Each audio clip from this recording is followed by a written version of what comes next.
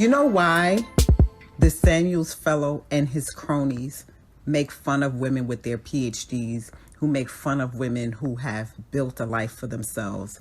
You know why they make fun of women who make money and are business owners and all these things? Because they can't do it.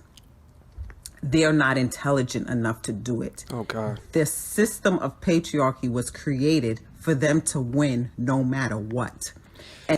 Okay, I didn't mean to pause at this early, but we must get active. The system of patriarchy was created for men to win no matter what. Is that right? If that's the case, then why are 95% of all homeless people men? By men, he means black men, because black men don't value marriage or women. They don't cultivate a relationship with their children, and they don't believe in community. So as they get older, they have no one to help them, and they end up alone and on the streets. That is their failure. There's not a sense of making fun of women for attaining these different types of things.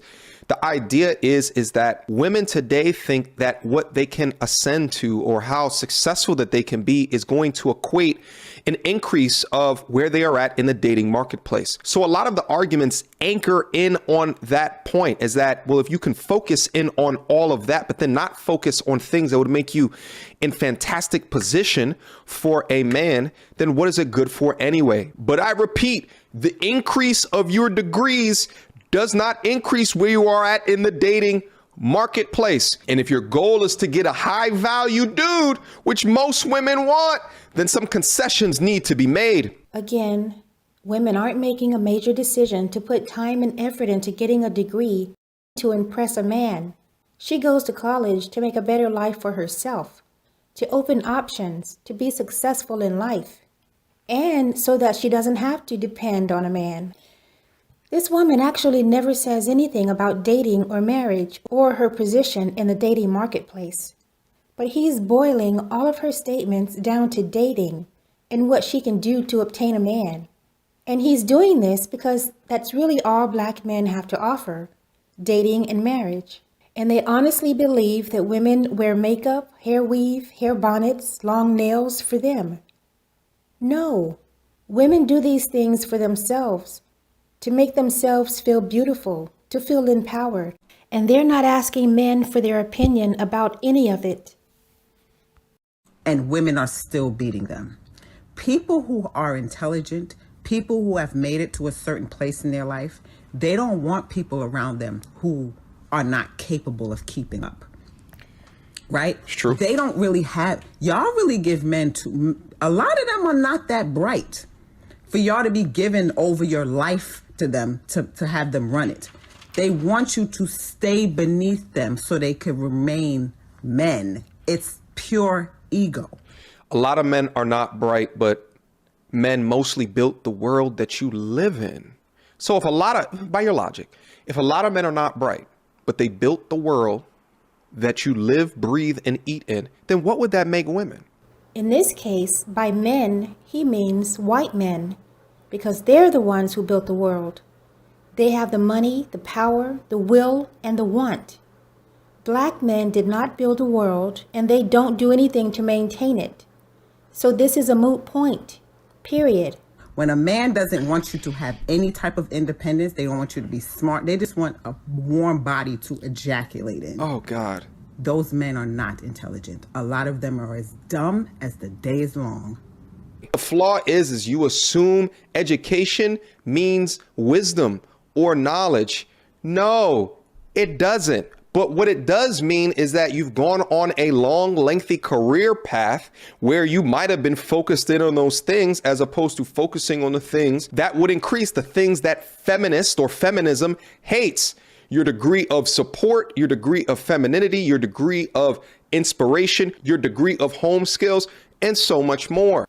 He's proving her point exactly, where he says that women should focus on support, femininity, inspiration, and it's for a bunch of useless men who collectively have done nothing to deserve what they're asking for from women. Men who have nothing going on for themselves hopes that they can get a woman who are like them or beneath them, or who will never really go after anything. Her only goal is to have his babies and to be called a wife. They're cool with that because it doesn't require them to do anything but go out and work and give you money and have mediocre sex with you and have children that are probably not that bright, just like him. They don't want really any challenges. They don't want anything. They want to have access to the feminine with the least resistance possible, right? That's why they make fun of women who are beyond them. This is why I stay away from most men, because most of them are not. They're not that bright. I don't want them coming into my world destroying shit because they couldn't even build something for themselves. I'm doing better than them and they want access to me. Why? So I can carry bum ass niggas? No. They want you to remain an idiot and beneath them so they could feel like a man. And the only way they can maintain and look like a man is if they get a woman that's beneath them that they can control. So y'all that thinks the Samuels fellow is helping you, he's not helping. He's helping you stay beneath the man that you choose. Men that follow him, y'all better be very careful of those men.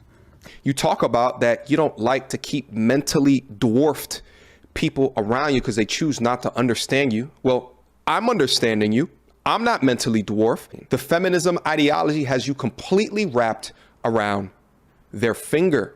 So much so that you equate how much degrees or paperwork that a woman has in their life with their usefulness to a man. And no, with your masters, you still don't understand what she's saying. Not one time did she mention that she wants a high-value man. She did not mention one time that she wants men to value her degree. His counter-argument is centered around her value in the dating marketplace, and he's not listening that women don't care. Unless black men have more to offer than just marriage, and unless and until black men make themselves more valuable to women, women are going to continue living to their full potential, living their best life, and are not lowering their standards in order to feed a man's ego. And the old saying, "I can do bad all by myself," is still in effect.